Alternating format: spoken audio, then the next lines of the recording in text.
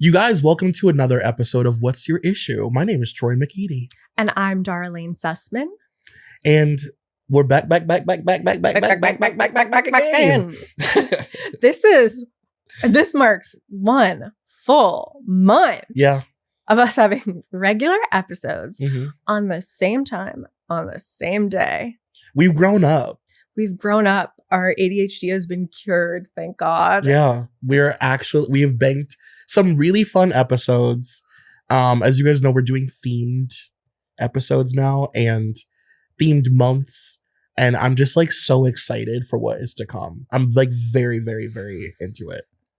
Shall we tell them? Yeah. We're not gonna keep it a secret. We're gonna keep it a secret. This month we will be doing all Nancy Jo sales content. Yeah. Now, what if you don't know about Nancy Jo sales? Well, we're going to tell you. You're going to learn, Mama. Nancy Jo is a fantastic journalist. For many years, she was predominantly, I think, writing for Vanity Fair, doing Hollywood-centric profiles.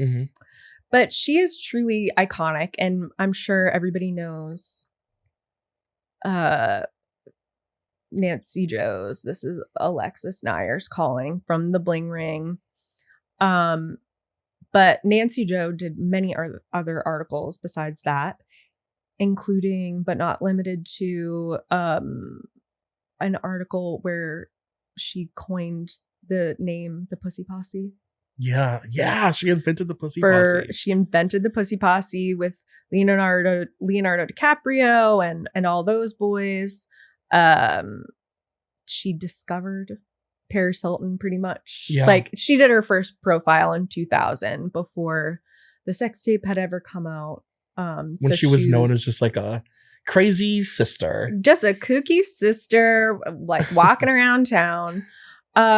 But she's done some really great articles that I was just like trying to figure out articles for the next few episodes. And I was like, all the ones I want to do are Nancy Jo. And we can't just like say it's Nancy Jo every week. And I was like, but wait, loophole, we can if it's a theme.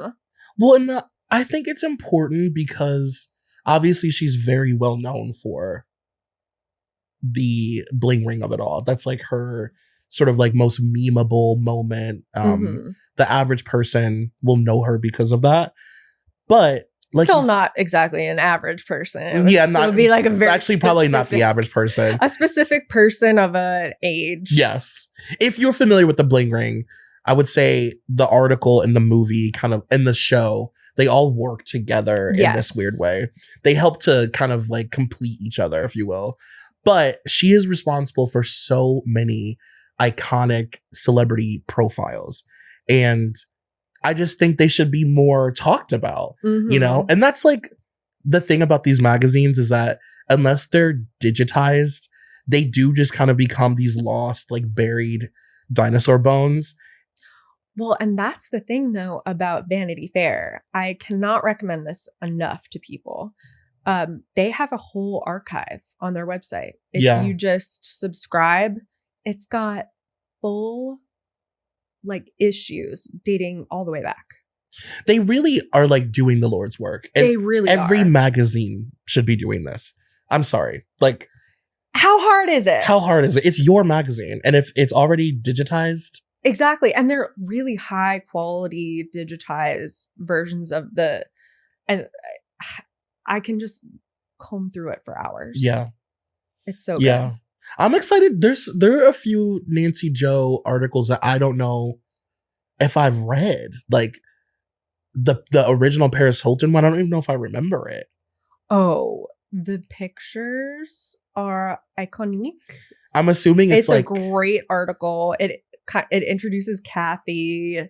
Oh my God. It's good. I'm assuming it's like when they were like showing up to places. Yeah. And like living at the hotel still. Yeah.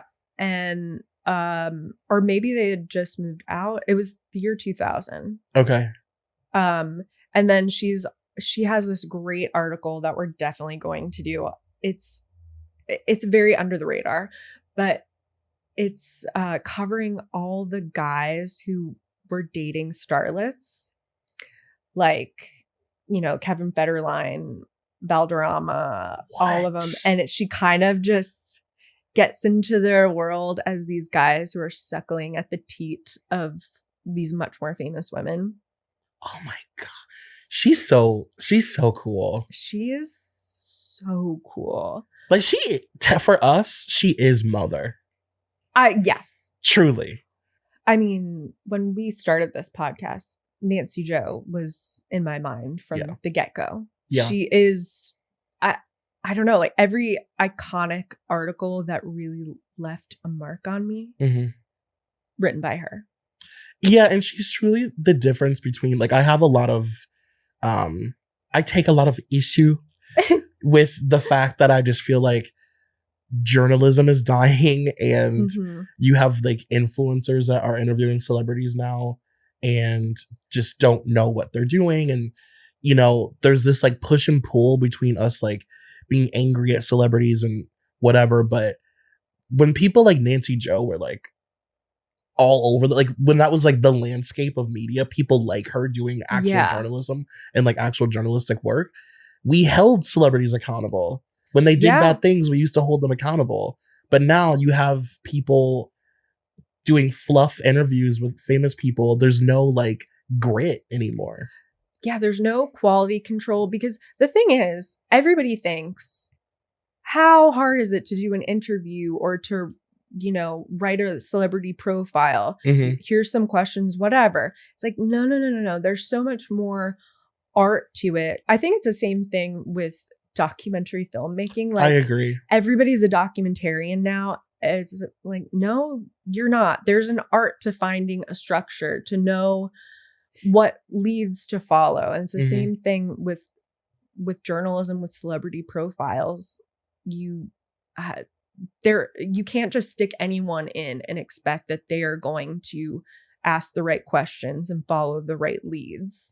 Yeah, it's a time capsule, you know? To me, a really, really great celebrity piece puts you in that time. Like, yes, you are completely immersed in like that year of their life and how the public perceived them at that time, and, you know, just all of those things. Like, that is, to me, the greatest thing about a celebrity piece is when you're just like taken there, you know? And with her articles, you are in it.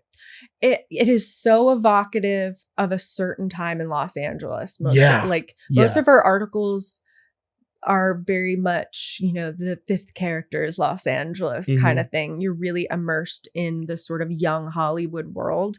So I think her articles would be what I would pass along to the aliens. Yeah. To get a sense of that time period. Yeah, they're so immersive. And I think, like, you and I joke a lot about how, like, there are LA staples that I, as an outsider of LA, know about really intimately because of people like her.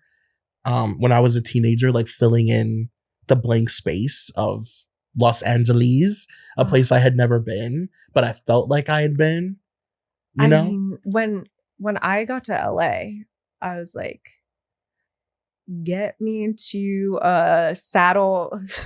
What's the Saddle Ranch? Yeah. You said get me some ribs now. I was like, get me to Earth Cafe. Earth Cafe. Get me to the Standard. Rest in peace. What is the coffee place? Not Coffee Bean. It's like at the airport and stuff now. Is it Coffee Bean? Is it called Coffee Bean? It's Coffee Bean. Yeah, Coffee Bean and Tea Leaf. Coffee Bean and Tea Leaf. I remember being so excited to come to LA and have my first Coffee Bean. Yes. That was like, for some reason, that was like prestige to me. That was pinkies up. Because if you are a person of a particular age. You mean very young, that age? You mean young and beautiful? You'll remember a show called The Fabulous Life. Where the guy from Lifestyles of the Rich and Famous would like talk about stuff celebrities spent money on, and Coffee Bean was like always on the list. And it was always wait, that is so Troy. I totally forgot about that. It was always on the list. And I was so obsessed with that show. Yeah. And I was like, Coffee Bean and In-N-Out, I need Yes. Because they would always say like Halle Berry won't fly without her coffee bean. Mm-hmm. She demands it's flown first class. Like they would like make up these things. Like, and I'd be like, wow, Lindsay Lohan spends $1,000 a day on Coffee Bean. Just like blatant lies. Lies. I loved it. Oh, God, it's not what it was, now that it's everywhere. It's like Dunkin' Donuts being in LA. Now I don't care for it. Yes. Because it's not special. Yeah. But I still like the little crunchy ice in it. We could go on about this for an hour. The fucking ice at Coffee Bean. So good. I guess we shouldn't go on and on about Coffee Bean ice. We're talking about Nancy Jo. But we're making some content that we'll be posting, on YouTube, putting it on YouTube, on TikTok. On the TikTok. So follow us on there. Where we'll go around and visit some of the haunts that these celebrity profiles sort of were, I don't know, in the ether. No, this has been my dream since I was a teenager. I've always wanted to like travel around LA and just document like weird landmarks that are only landmarks for the girls that know. Places where Lindsay Lohan has crashed her car. Places where, maybe Nicole Richie drove on the wrong side of the road. I want to go see we're surrounded by these iconic places that nobody cares about. And also, if you have any hookups at like the Roosevelt, Chateau Marmont, Tower Bar, any of those places, and you want to host two little cuties, please, we'll be respectful. So respectful. You won't even know we're dorks. You won't even know that we're there. And any place that we're not allowed to film, we will not. We will not. Like the Chateau. We will not. We would never do that. We're not those girls. No. We like to act like we've been there. Yeah. We like to have a little class, a little grace, a little sophistication. I have been to Chateau, I think, twice. Did you eat there or did you just drink? One time I just drank. It was during Halloween. I was dressed up as Daria. Amazing. And the other time, me and this girl got some yuppies we barely knew to buy us their famous bolognese. Yeah. And we got to see their room. And I was like, I gotta see this room. And then within 5 minutes, we're like, saw it, got to go. Oh my God, I can't believe run down the halls. My dream. That's our white whale is to stay at the Chateau. Yeah. Record an episode. Yeah. Have a cocktail, record an episode. And just breathe in the air that Lindsay Lohan left there. Maybe rub our fingers over some of the cigarette burns that she left in the carpet. Ooh. My other dream is to stay in the Marilyn Monroe room at the Standard at the Roosevelt. Yes, that's iconic. That's iconic. It was a favorite of Marilyn Monroe and Lindsay Lohan. Yeah. And we want to turn that into content. Like, we want to take you guys along with us visiting these places. I mean, we're here. We're queer. You better get used to it. Okay. Also, reminder to send us letters. Yes. Letters to the editor. Yeah. Still very much doing letters to the editors. We love hearing from you guys. Just send, but you have to leave a 5-star review. Yes. You can be as mean as you want. 5 stars, though. Yes. And we're not losers. Like, I know this is now the 4th episode and we don't have any, but it's because we're batching the content and none of you have seen or heard this. So we'll be getting into it soon, I'm sure. Yeah. They'll be rolling in. Okay. That mailbag is going to be full. Throw it over our shoulder. Dara, what's your issue? Troy, thank you for asking. My issue is the March 2020. March 2010. I almost lost it the second time. Issue of Vanity Fair with, of course, the perfect article The Suspects Wore Louboutins. Hands down, has to be top 5 most famous Vanity Fair articles of all time, correct? Oh, I imagine. Like, I mean, I can't imagine there's a ton more famous. Because people literally, like, not only do people know this article, they know the name, they know the title of the article. And how many titles of articles do you know off the dome? Right. Like, none. The shorthand of just being like the Suspects Wore Louboutins. Like, it's just, again, it's Nancy's genius because it just is so, the title is so perfect. Well, Nancy Jo is so great at like crafting a title or a name or something catchy in her profiles that catch on. We'll talk about it in later episodes, but she has a good handful of like really catchy things that like needled its way into the zeitgeist, right, in a big way. So she's really great at that. Does she have a book? Well, she made the Bling Ring book. She whittled it. She whittled it out of a willow tree. She wrote the Bling Ring book. Okay. Which I have read. It's really great. It's worth a read. Okay. Oh, she's also written another book. I forget the title off the top of my head. We will figure that out. But I think it has something to do with dating. Oh, interesting. Okay. Because a sort of more recent turn in her focus in writing has been modern dating, online dating, things like that. Okay. So she has that book. But yeah, I mean, one of the things that I love about her writing is, and you can really see it in this article, is she has the journalistic integrity to not give too much of her voice. Like, she really doesn't give much of her voice, but it's like, I'm a journalist, I'm impartial. But then she kind of like gives you a look.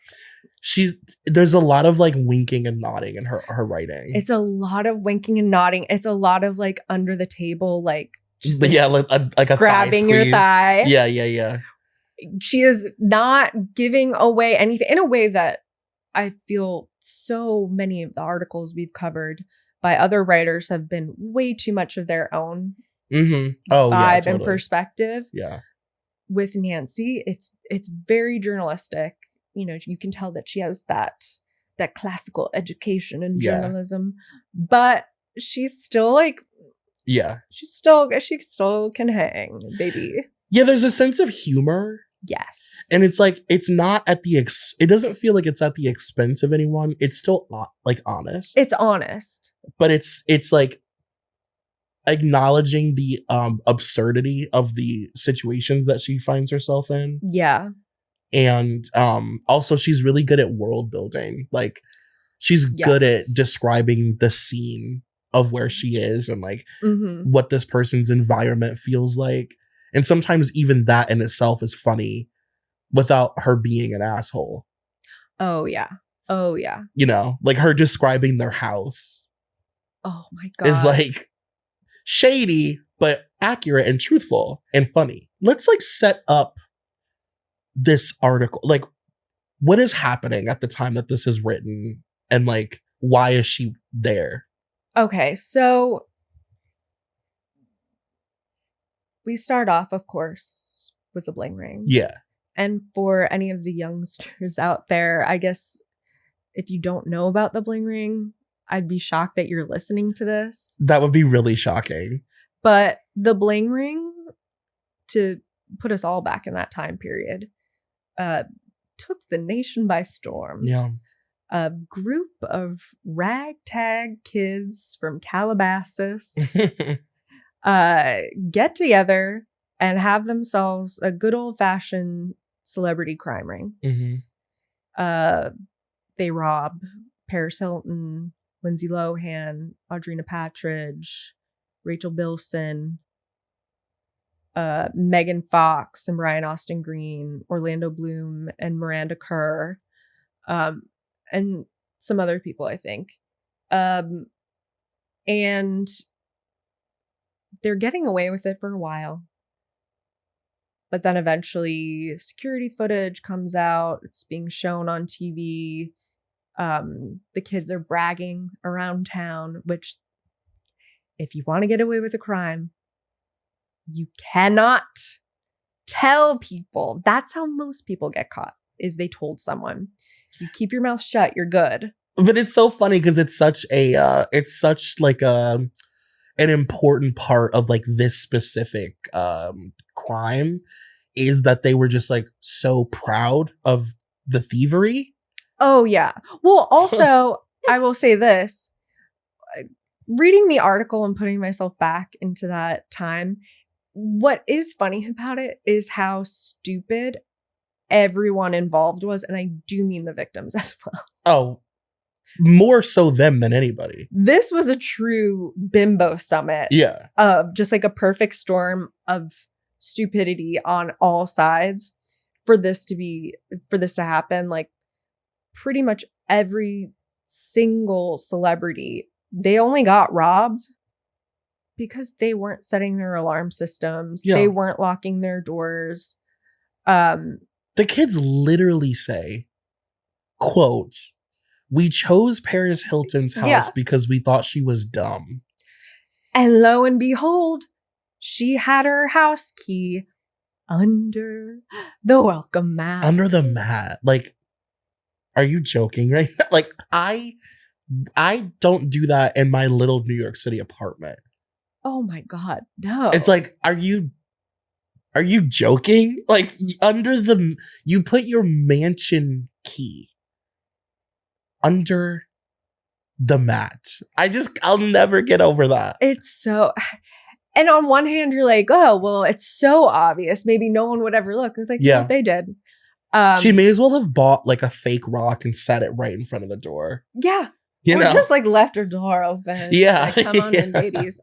Audrina Patridge, she didn't set her security alarm because she said she was going to be gone for only 4 days. You know when you're only gone for 4 days, so you just leave all the doors open? Like, what? That's, like, come on.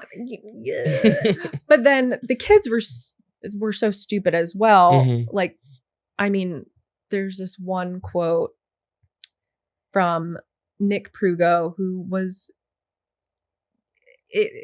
the true like ringleader with his friend Rachel. A lot of people think that it was, or remember it as it being Alexis and her quote sister, right, Tess.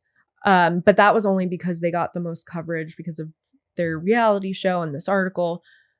But Nick was one of the ringleaders, and it says in the article, when they got caught, he confessed to crimes we didn't even know he committed. Officer Brett Goodwin, the lead investigator in the case, said on the phone.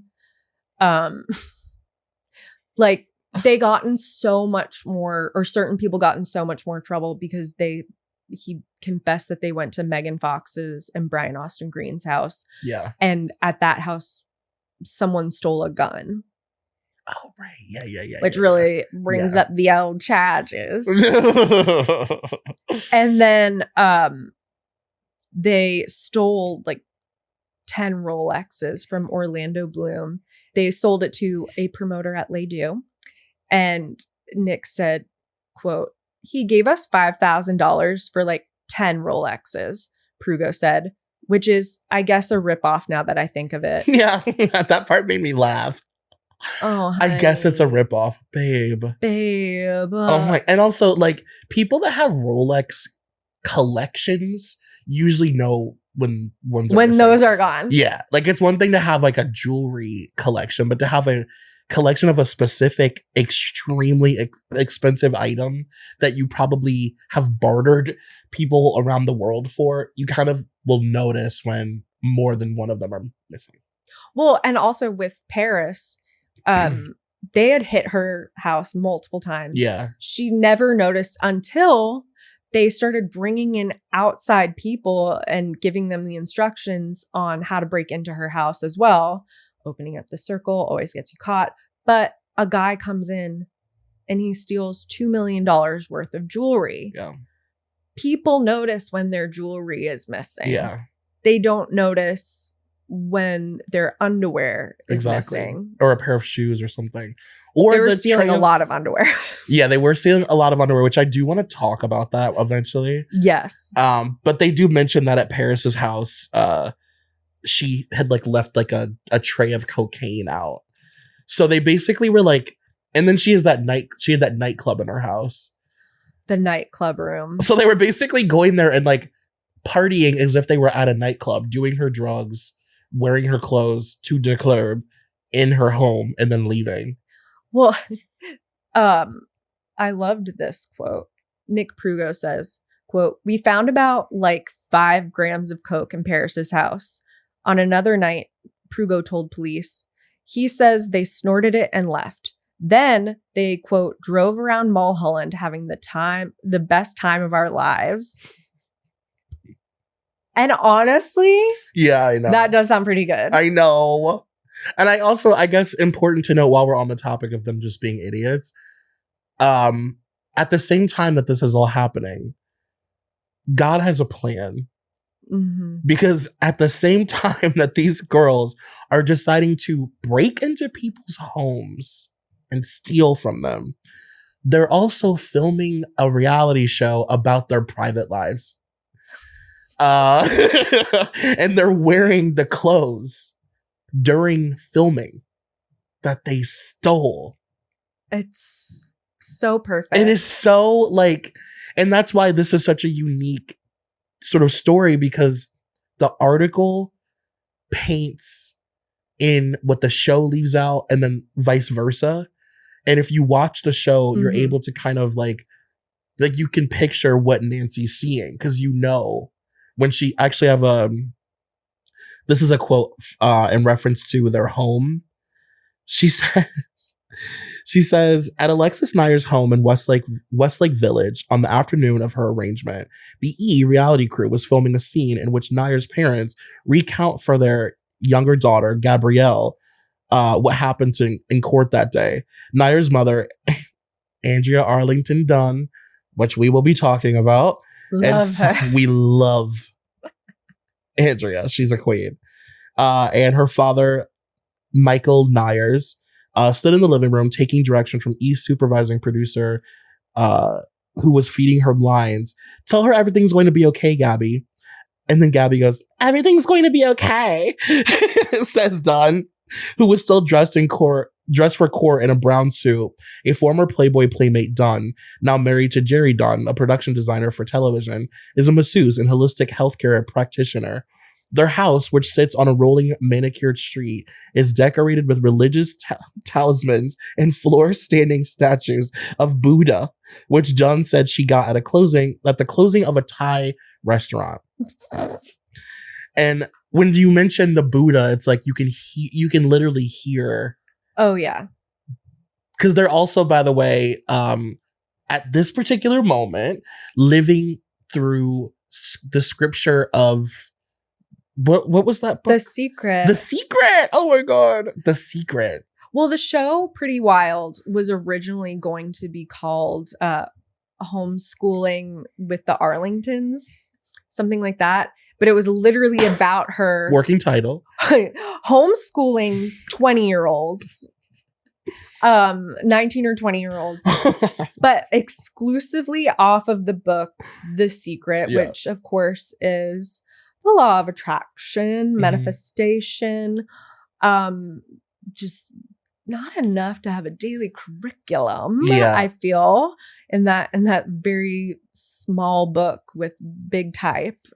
But then they start filming. On the second day of filming, they come in and get arrested. And the producers are like, "Okay, we gotta pivot here." And then Nancy Jo comes in like just around that time. And I forget how I know this, but I've done a whole Bling Ring series on my other podcast, Laine, Do You Remember This? And there was an interview I heard, I think, where Alexis accuses Nancy Jo of taking advantage of a young woman in active addiction. Yeah. Yes. But Nancy Jo had no idea that this was a drug addict. The crew of the reality show didn't even know at this point in the filming that she was a drug addict. But it sounds like the crew were the people who convinced Alexis to do the Vanity Fair article, presumably to get more eyes on the TV show eventually. God, it all just worked out so... It's like almost eerie. Yes. How it all fell into place. It really is. Also, if you think back to yourself in that time period, you know, you're reading Perez Hilton and TMZ and you're getting the day-to-day updates, like just like the tiniest bits of information of this thing came out, and then the article comes out. Yeah. And then the book and the Pretty Wild. And you really, like you were kind of saying, like it's a whole companion piece, but it was such a world to immerse yourself in. It became its own like ecosystem. Yes. It was like, it had its own celebrities. I mean, and then Nancy Jo would become such a big part of it. And then she's like a part of the show in this weird way because of her doing this article at the same time as them filming. And it just all, and to think that like that show was supposed to be something entirely different. Yeah. But then what I love about it is that what the show was originally supposed to be about is the B plot of the show. Mm-hmm. They didn't abandon that. They just forced it in between scenes. Like, yeah, they're still doing like the classes, and like they do school in their living room on the couch. And then by the end of the series, it suddenly takes this left turn that is so dark where oh it's my like, God. Actually, she's on drugs. They're both on drugs, and this is really bad. Yeah, like it turns into like a Gonzo style, like like a like intervention. Yeah, you know, like an A&E network thing. It's really bizarre. Not E vibes at all. No, and it takes the left turn, and you're kind of like, wait, what's happening? Yeah, like if you don't know the behind the scenes, yeah, I imagine it's quite jarring. Oh my gosh. Yeah. And it's also like you're watching it thinking there's only one season of this, because it's electric. I mean, it's like, oh my gosh. And I even love the cheesy B plot stuff now. Oh yeah, like when they go on dates and you know, it's the context is so interesting to have that, and you're watching it knowing that they're absolutely gonzo in that scene and all the other things they're dealing with, and they're like, we lost the dog. Oh my God. Yeah, like family hijinks, like sitcom vibes mixed with like intervention. It's so, and actually to your point about The Secret, which I just love because it's so of the time. Mm-hmm. It's so Oprah, you know, and like she's such an Oprah mom. Oh, without a doubt. Like she is like the definition of owning everything on Oprah's favorites list for the past like 20 years, you know? Mm-hmm. At the beginning of the article, they say, at her lawyer's office a week before her arraignment, Nyers denied any involvement in the burglaries. I'm a firm believer in karma, she said, and I think this situation was attracted into my life because it's supposed to be a huge learning lesson for me to grow and expand as a spiritual human being. I see myself being like Angelina Jolie, she said, but even stronger, pushing even harder for the universe and for peace and for health of our planet. She was sounding almost like a real celebrity. God didn't give me these talents and looks just to sit around being a model or being famous. I want to lead a huge charity organization. I want to lead a country for all I know. That is, I mean, that sums up their entire family. Like, oh yeah, that is their vibe. Oh, and that's an interesting thing about this article. And then also in Nancy Jo's book of how celebrity culture really influenced these kids. Let's talk about that. It's so interesting to me. And because Nancy Jo is so well versed in Hollywood, Los Angeles sort of culture, lore, all of that, she does such a great job pulling in those themes of, you know, the way kids tend to be influenced by it, and kind of like how the parasocial relationship pushes them to do certain things. There's this quote by the officer on the case. He said, "They did it for the money. This was their job," said Officer Goodwin, who took over the case from detectives when Prugo's lawyers approached him with his client's confession. But Goodwin said he was also struck by the stalkerish aspects of the crimes. It may be a stretch, but is wanting to wear somebody's clothes that different from wanting to wrap yourself up in their skin like that guy in The Silence of the Lambs? I mean, I guess what I find so fascinating about this is that it's such a specific and like unique time for celebrity. Yes. It's like the cusp of social media. Like it's like we're using social media, but not the way we use it now. Yeah. And these are people who are looking through magazines to look at what they want to steal. Like it's just so, it's such a mix of like the olden days and like what is to come. And I don't know, even just the idea that these celebrities are being featured on paparazzi websites every single day, so they can go on Perez Hilton or on X17 and know if Paris is like in town. And it's not because of Instagram, it's because of these websites. I don't know, it's like just like a mix of, you know. Well, that's a really interesting point, because I feel like we talk a lot about the social media aspect of, or just like the smartphone aspect of, oh, you know, celebrities stopped going to clubs because everybody had a camera in their pocket. But also, this is a time just before, and I feel like this whole incident probably shifted a lot of mindsets about how a celebrity should be protecting themselves. Like back then, we were all so unaware of what people could do with the information that you were just thoughtlessly putting out there, that now, you know, no celebrity would be saying, I'm going to be out of town. Like, sure, to a degree, if you know that, you know, someone's doing an appearance somewhere, like, okay, theoretically they're going to be out of town.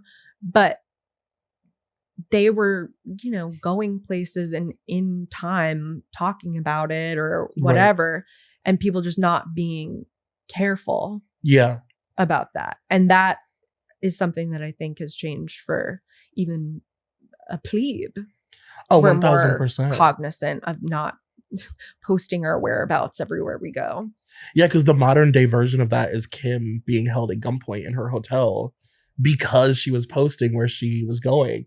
And even when she was doing it, it had become kind of taboo. Like, people stopped doing that. Yeah. And it's like, that's exactly why. You know? Yeah.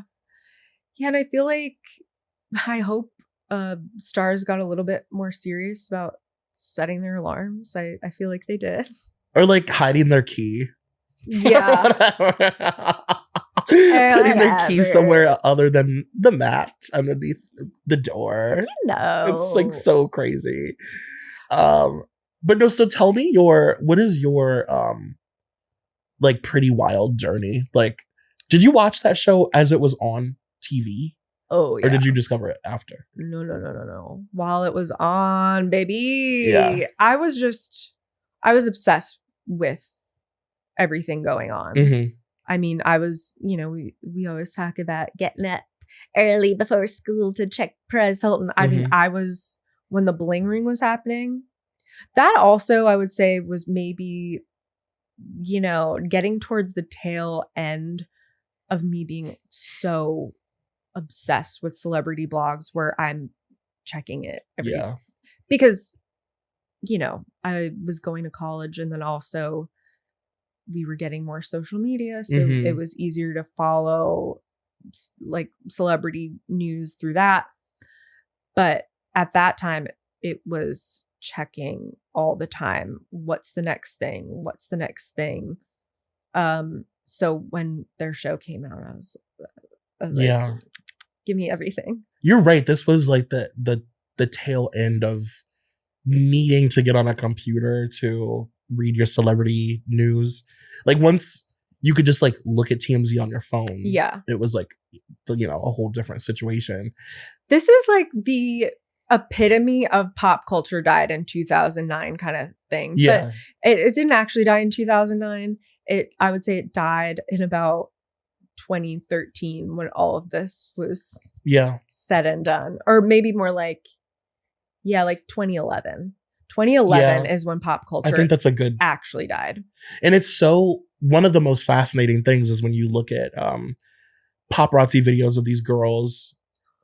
It's like, it's so, you know what it reminds me of? Just go with me on this. I'm strapped in. Okay. I got my pillow over my camel toe. And I'm ready to hear it. This comparison is about to be crazy, but there's a point. In the same way that it's like weird that Lady Gaga was around for TRL. Mm-hmm. You don't think of her that way, but she was on it. And like Taylor Swift was on TRL. Like the last year that it existed, right? When you look at those girls going out at the clubs and stuff, it's almost like when Amanda Bynes was going through her shit way late. It's like, they look like videos from 2007 and they're acting like celebrities in 2007. And, it's the last of those paparazzi videos really being popular. So it feels like it happened like years prior.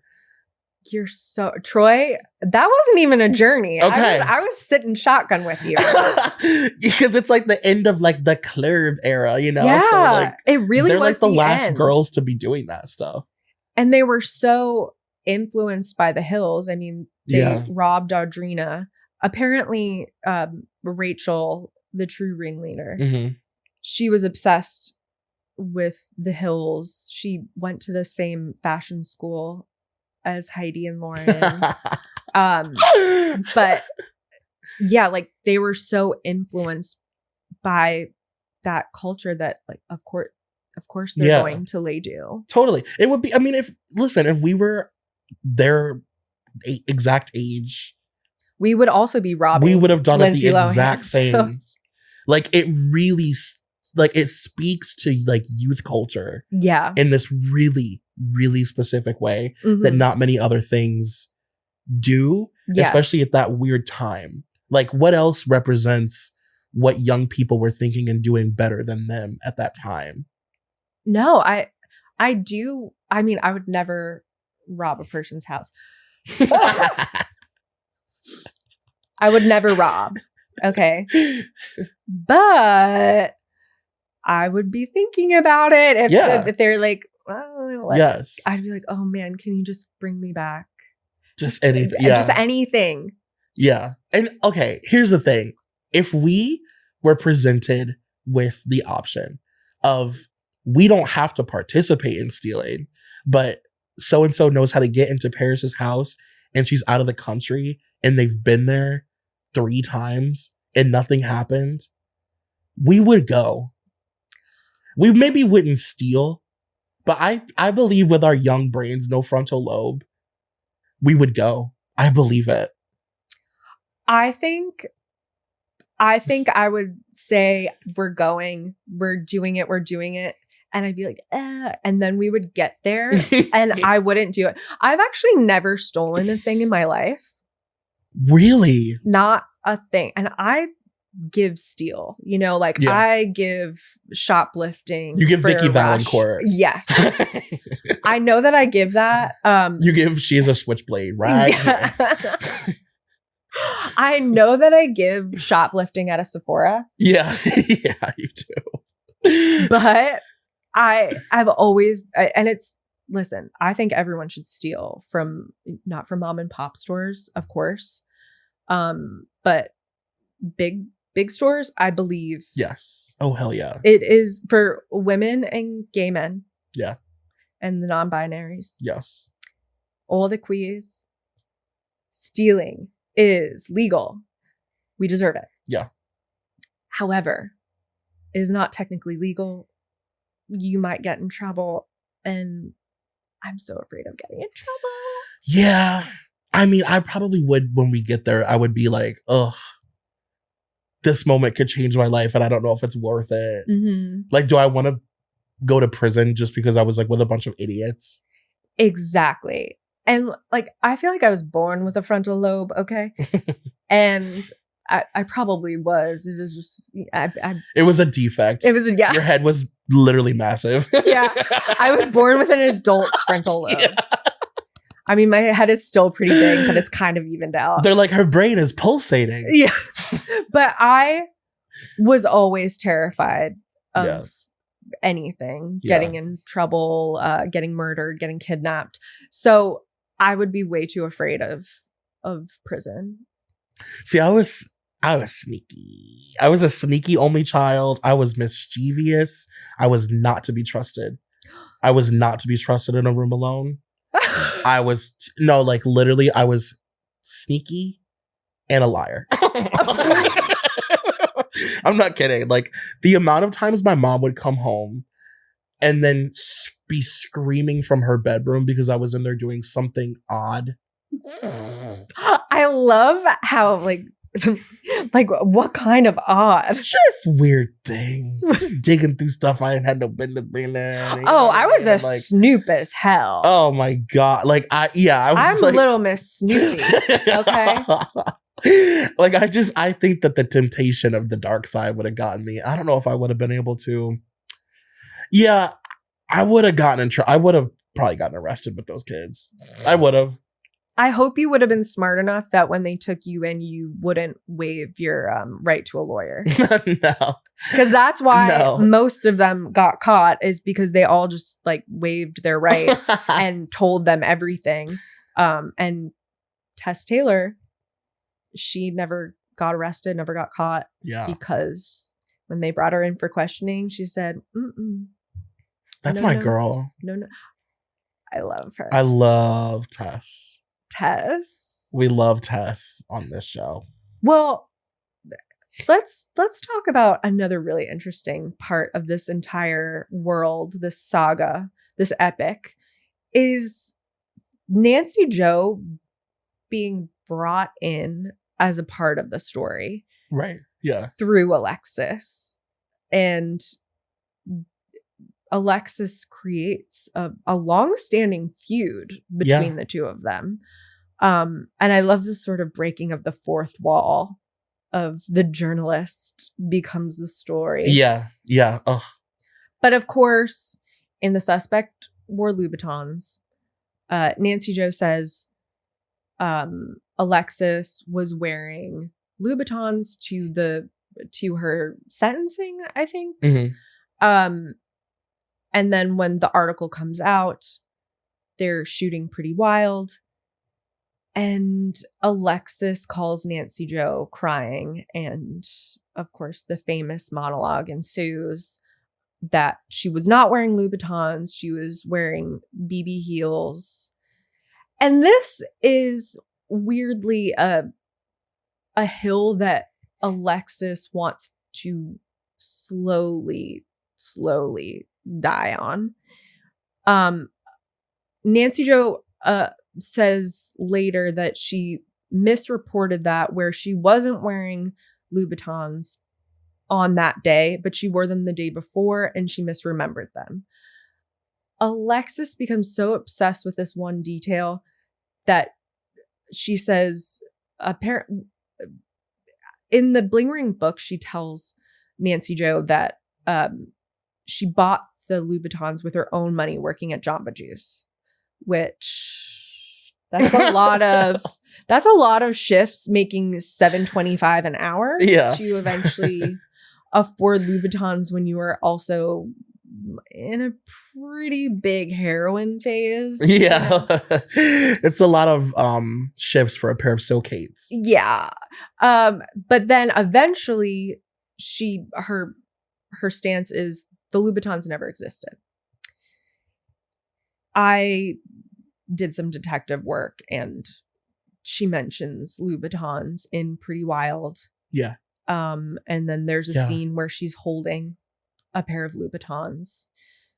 So the Louboutins existed. It's just interesting what that represented to her, like in her mind. I think she thought that the article made her look really bad and that the Louboutins, I don't know, I guess maybe because it was the title of the article or something. So she felt like maybe that was something she could hang her hat on, because I think she might have read the article and did not recognize the person that Nancy Jo was talking about because she had a different view of herself. Yeah. And she really thought that the article was meant to be like a fluff piece on her, saying how great she is. And like her like humanitarian, like her like wanting to be the president one day, and like how kind she is and how amazing her spirit is and stuff. It's funny because it's like the whole like Louboutin thing, I feel like ties to her. Like if you watch the actual show, it becomes very clear that she is sticking to the fact that she was a victim in this situation. Like this happened to her. She was around the wrong people. She doesn't own anything that was stolen. She was just there. And it's like, basically like this will all be cleared up as soon as I'm able to explain that I was just there. I didn't do anything. So I was too drunk when they in that footage at Paris's house. Like I didn't know where I was. They just drove me there, and like what was I to do? So it's like if I'm wearing stolen Louboutins, then that kind of, you know, debunks my whole thing I got going on here, you know? Yeah. And I think also it makes her look you know, sort of devious to be wearing Louboutins to court that you stole. Yeah. Although one of the girls in the Bling ring, the lesser known one, she wore one of Lindsay Lohan's rosaries that she stole to her sentencing, which slay. That is a slay of all things to wear too. Ooh. Oh, it's so tawdry. Oh my God. Honestly, I don't know why, but a rosary from Lindsay Lohan is kind of what I really want the most. The like, one item that I would, Yeah. Like as a kid, I would have taken like an expensive purse or something. Yeah. And a pair of leggings. That sort of stuff. Some tanner. Some self-tanner. Oh, yeah. But with my adult brain, with my even bigger frontal lobe, I think there's something so cool about and sexy about taking her rosary. Yes, the rosary of a bad girl. Oh, I guess it's important to mention also that like Louboutins, this is pre the real, this is pre you know, Depop, like Louboutins at this time are a symbol of like true wealth. I don't know like what that is about. I think it's because of the red bottom. The red bottom, yeah. I think it's twofold. Like Sex in the City shoe culture. Yeah. Not that Sex in the City was a huge Louboutin show. It skewed more Jimmy Choo, of course. But it created beg to say Manolo Blahnik, but that's just Manolo Blahnik. That's just me. Go ahead. You've a homosexual in the room. It's all right. No, but I would say it is Jimmy Choo and it's Manolo number one, Jimmy Choo for sure. You stole my chew. You stole my chew, my chews. It was more of those two. I don't even know how much they even talked about Louboutins because it never felt was like really. Maybe it was like a competition thing. Yeah, it was like these are our sponsors. Right. But it created a real shoe culture, number one. And number two, you can't tell that someone's wearing a Manolo Blahnik or a Jimmy Choo just off of looks unless it's a really famous one. But you always know that someone's wearing Louboutins in a way where it makes it kind of gauche. Yeah, for sure. It's like being able to have the symbol all over your body, or like being in like when people do full Gucci moments, but like it's a more subtle, like, or chic worse way. When they mix designers. Oh, Jenna Lyon's worst nightmare. I know.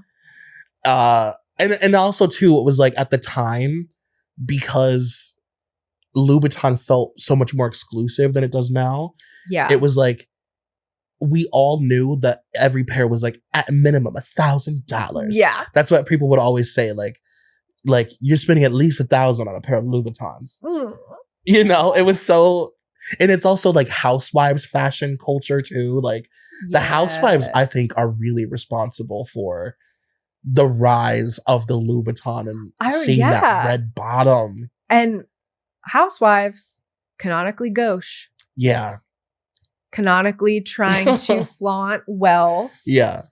But yeah, it's interesting. But I think that the Louboutins, wearing them, showing like that she cares so much about wealth when she's trying to present herself as like zen and like a good girl, it makes her look like, oh, you do care about this stuff. Yep. And so she perceives it as making her look bad because I think she hadn't gotten sentenced yet when the article came out, perhaps. I don't think so. I don't think so.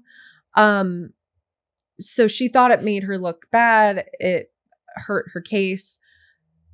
Meanwhile, during the case, she leaves and goes to Mexico to go party against her counsel's counsel on TV. Like she filmed herself going against her lawyer's wishes. So it's, and then filmed herself coming up with potential lies with her sister. I think Nancy Jo was a real scapegoat to Alexis. Yeah, I agree. It's like it's very Jessica Rabbit. I'm not bad. I was just drawn that way. Yeah. It was, I think she read the article, didn't realize that, no, this is not misquoting. This is not making you look worse. This is a portrait of how you are acting. And she did not recognize that. So it had to be Nancy Jo's fault. Yeah. For fabricating and like weaving a tale that wasn't true. But also, I'm sorry. Before, this is advice for anyone. If someone wants to write an article about you, look at their past work before you say yes. Yeah. If she had looked at her past work, she would see this is a journalist. Yeah. She is not going to, I'm not Blake Lively. This is not going to be a glowing fluff profile. She definitely Googled her and saw all the people she interviewed and was like, yeah. Yes, but she didn't read it. Yeah, she didn't read a single word. She just saw Tom Cruise's name. She saw she saw Paris. Oh, and I mean, yep. You know, and then she was like, okay, I want to do it. I bet she also saw the Playboy article. Oh, for sure. Because they were obsessed with that show. And also, honestly, it's like, were they literally 20 years old and like way too old to be doing dumb shit? Absolutely. For sure. But when you watch that show and you see the environment that these girls are being raised in, that mother, even like that quote that she gives, which sounds ridiculous of her being like, I wasn't given this beauty and this brain for nothing. I'm gonna be a humanitarian. That's how they talk to her. That's how her mom talks to her. Yeah. There's no accountability taken for anything. Her mom is telling her constantly, you're a good person. You didn't do anything wrong. It's going to be okay. Mm-hmm. They're going to see how amazing you are. The judge will love you because of your charity work. Like, constantly. That's the only thing she's ever being told. Like it's a pageant. Yeah. I feel in that way, Alexis and Tess are Paris and Nicole. where Alexis is very Paris. Yeah. And Tess. Yeah, totally. Is like, even in active addiction, she's still funny and kind of like, yeah, like she knows what's up. Yeah. And today, Nancy follows Tess and Tess follows her back. They comment. Oh, that's interesting. Because Tess is very, I don't want to be involved in any of that. She lives in Wisconsin. And she's in Wisconsin. Yeah, she's just doing her thing. And I'd love to know what kind of happened behind the scenes of, because it happened after Tess and Alexis stopped being friends. That's interesting. They started following each other. So, well, Alexis has really done some interesting, like post this whole era content. Like she's done a docuseries of Vice, rescuing people off the streets on drugs. Yeah. She's done some really crazy interviews. They had a little reunion thing that they filmed. I mean, they've lived lives, and now Alexis is like a sober coach and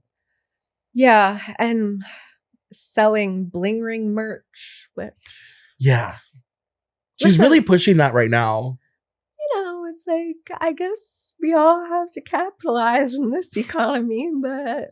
Well, I have to ask you, have you ever watched the Lifetime Bling Ring movie? Yes, of course. It's amazing. It's fun. It's really fun. It's like very fun.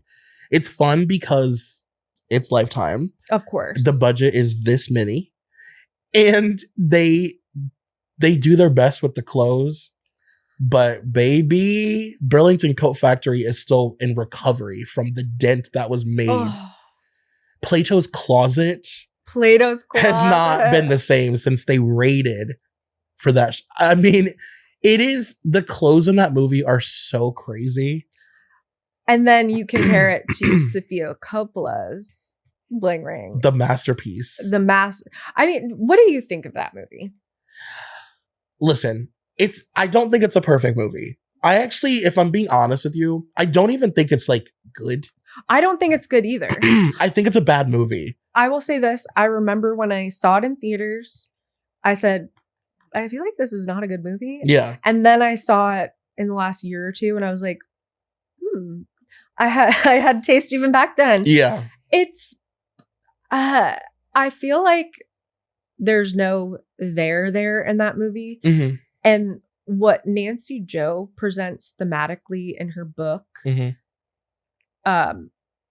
there's such great themes in there of celebrity worship and, you know, people say a lot that these kids were very privileged, and that wasn't entirely true. It really wasn't true. Rachel, the ringleader, she came from money, but not that much. And then Nick, his father was not that wealthy. Like, they had money, but not a ton. And then everybody else, like Tess and Alexis, these were not kids with much privilege. Yeah. When they were really young, especially, they were like in poverty and on food stamps. It definitely was, though, presented, you're right, like these rich children in Los Angeles are just running amok. And it wasn't that. It was them really aspiring to be these celebrities and looking around at these kids who are in Calabasas going to school alongside them who actually are legitimately wealthy and aspiring towards that. Like, that was a motivator in these crimes. And it's like pre-influencer. Yes. You know, like people will make fun of these kids or whatever, but it's like people do much worse now for lower range people. Like, oh my God, yeah. Like young people like rearrange their faces and pump shit in their bodies to look like other random normal girls from like the middle of the country that just have a lot of followers. Yeah. These are actual celebrities. actual celebrities. And yeah, I don't know. So in that way, I feel like there's a lot more to say in Sophia's movie, but it looks fantastic. It looks good. It's a popcorn movie. Absolutely. It's fun. You know, there's a world where it could have had a lot of depth and a lot of depth. And they're not even really getting into, you know, how traumatic kind of all of their lives seem to be and how that propelled them to do these things. Yeah, there just wasn't a ton of depth. It's a real headline movie. Yes. Like it relies on the headlines to tell the story. So you're not really getting, like, if you know the story of the Bling Ring, you can like recite that movie from beginning to end because they're not giving any kind of emotional insight, like you said, of background. Like what they were going through or like their families and stuff. Yeah, it was a big missed opportunity, but it's just fun and it looks good. It's aesthetic and like it's cool that Perez is in it. Like there are things about it that made it, you know, the fact that they use her real house. It has that like Sofia Coppola like thing, which is also, as I was saying, Alexis is like Perez, and Alexis is still capitalizing off of this, and Perez was like, yeah, you can shoot in my house for this movie about me being robbed, about teenagers finding cocaine in my home with Alexis Nyers as a consultant on it. Yeah. She's just like on set, like, what up? Sorry about that. It's so true. It's so funny. Hey, girly. Don't be mad. Yeah, I haven't watched that movie, I will say, in a very long time. But the last time I saw it, I was like, oh, this isn't good. And maybe I liked this a lot more when I was younger because of the circumstance. And I just love everything surrounding this story. Yeah. Listen. Do I love the virgin suicides? Yes. Beyond. Do I love most of her other work? Yeah. I think they all look great. I love the subject matter. Marie Antoinette, beautiful film. Yeah. Walked away going, eh. Yeah. It is, yeah, it's a lot of aesthetic. Yeah. And it's like millennial core aesthetic too. Like, my God, it's I mean. Come on. Listen, I would keep making movies. Yeah, keep it up, girl. Mama. Don't put the camera down, honey. No. Okay, keep rolling. Keep rolling. Get some pastels and some anachronistic music. Yeah, some pastels. And let's get the show on the road. A beautiful girl smoking. Oh. And let's call the whole thing off. God, I think I might I started smoking partially because of Kirsten Dunst. I'm not kidding. That's beautiful. She might be one of the reasons. Carrie Bradshaw is like a huge reason. Which is, I mean, is this not a great illustration of this article and this whole thing of celebrity truly influencing children? Can I also just say, so you had me read another, is that also a Vanity Fair article? It is, yes. So you had me read another Vanity Fair article that is titled Book, The Bling Ring, and Why the Band of Teenage Thieves Stole Miranda Kerr's Underwear. It's written by Alyssa Bresnak from 2013. And I just wanted to ask you about this because I just think this is so funny. So they talk about underwear culture, youth underwear culture. I've never seen this written about anywhere else, but we lived it. We lived it. This is real. Little girls they were marketing lingerie to underage girls for a few years, and it was like a huge deal. Pink. Oh my Victoria's Secret pink. Abercrombie Kids. Remember Abercrombie Kids had thongs. And it was like it was like for just like a year, the biggest news story. I remember that. Yeah. I mean, okay. Let's try and like untangle this yarn. Yeah. I feel like it probably all kind of started with the the celebrities wearing the thongs outside of their pants. Totally, yeah. You know, Manny Santos and Degrassi, her thong outside her pants. Listen, was I running around the middle school lunchroom with a G-string, a lime green G-string pulled outside of my blue plaid bell bottoms? You better believe it. The way that I used to, so I would always go underwear shopping with my friends because, hello, gay. And I would always find myself helping my friends like dig through those fucking baskets at Victoria's Secret. The bins. And it's so funny, like we would go from store to store. You start at Victoria's Secret, but then you end up at like Wet Seal to see what cheap shit they have. And they would have the most inappropriate underwear for young girls. I'm talking scratch and sniff. Yep. The little quotes on the vagina were always so foul. Oh, I loved those. I was obsessed. Well, what you would do is you would go to Victoria's Secret for the pink line, I feel like, with your mom when you actually want her to buy you something. And like the coupon that you got from like the mail. 5 for $25. Yeah. But when you're going with your friends, you're going to see what Wears Pink has. You're going to check out the big girl section. But you can't afford it. So then you hit Wet Seal or Charlotte Russe. Yeah. Because they had the cheap.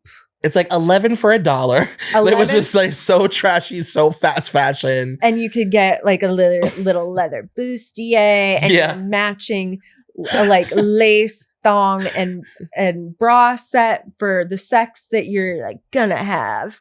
Yeah. Because they say in the article, they're like, why would they steal underwear? That was like a thing. Like, people were like, ew, they stole her underwear. And Nancy's like trying to I will read it. Oh my God. Hello, I have it in my hands.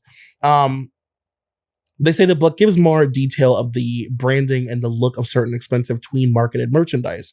I'm thinking about when you described the connection between Victoria's Secret's pink line and why Victoria's Secret model Miranda Kerr was targeted for the bling ring. And she said, it's really alarming to find out through doing the research for the book about the explosion of teen and even child lingerie. The market has become $1 billion market, like teddies for teenagers. It's so disturbing. Their obsession with underwear had something to do with this whole pornification thing. They wanted to look sexy. Looking sexy in celebrities' clothes, well, that's even sexier, especially Miranda Kerr, who's a Victoria's Secret model. The fact that they stole underwear just seems weird, but it's not weird when you think about it because they're growing up at a time when the culture is constantly telling them to be sexy. Everything from toys to video games to music to fashion is hypersexualized specifically for women. Stealing their underwear was a part of the whole trend to emulate those celebrities. They don't want expensive underwear. They just want Perez Hilton's underwear. And I'm like, yeah, thinking back, like maybe that wouldn't be a thing now, but my friends would have stole underwear. Well, okay. I think that is partially true. I also think this was a merry band of queer neurodivergents. Yeah. Who I think there was such queer undertones in all of this. Like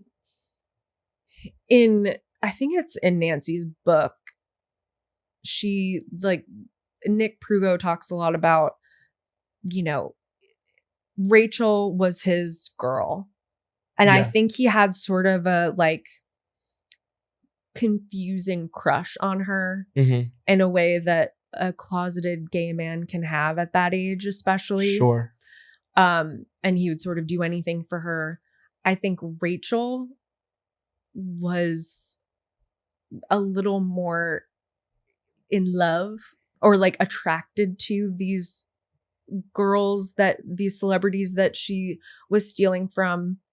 And I think there's just in general so much queerness between Tess and Alexis. Like they were in the producer of their show, they met on set of, I think it was called Frat Party. It was a movie, like some whatever movie.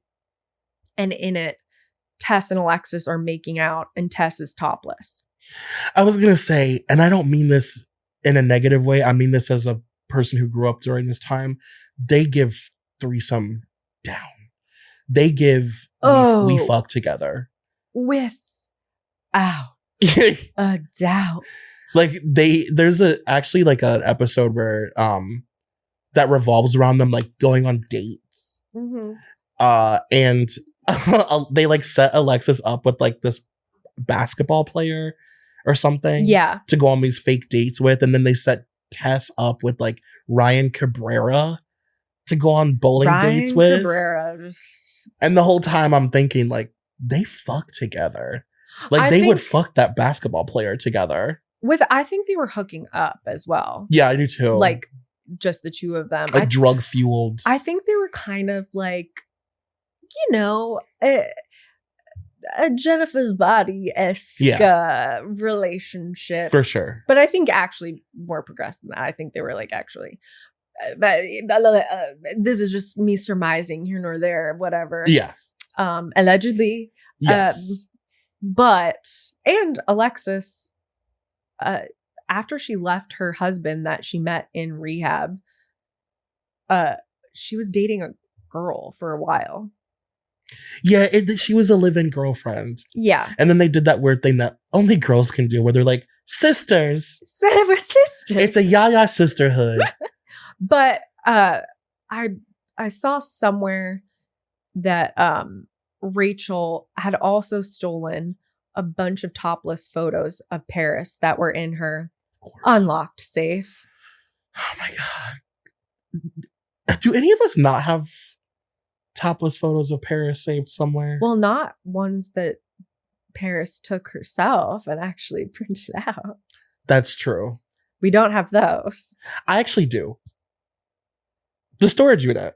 Well, yeah. But you didn't steal it from her storage unit. No.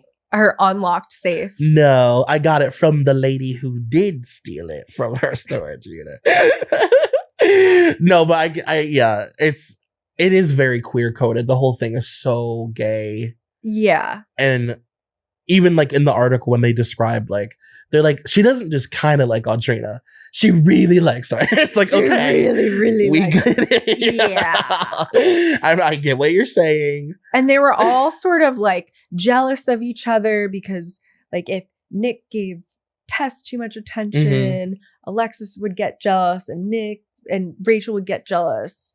Right. And so it was very like, you know, would have loved to have seen that explored. Yeah. Bling movie. I know. Such a missed opportunity. If that movie came out today, it'd be so different. Oh, yeah. It'd be Euphoria. And it could have, like, it literally was Euphoria. Yeah. Like, it would literally be Euphoria, except they steal. Except they steal. Well, do you, I guess, have any... Oh my God, we've been going for a while. I know. I could talk about this for 3 years. We love you. We love you. We love your magazine. We do. Follow us on Patreon. Subscribe on Patreon. We'll be putting up episodes there. Follow us on Instagram. Follow us on Instagram. On YouTube, if you're listening to this, you can look at our gorgeous faces and see our kooky mannerisms. Yes. Yeah. We love you very much. Don't put your key under the mat. No, and lock your door. Lock your door. Use your security system. Use your brain, you know, and just be careful out there. Lock your safe. We love Safes you. are meant to be locked.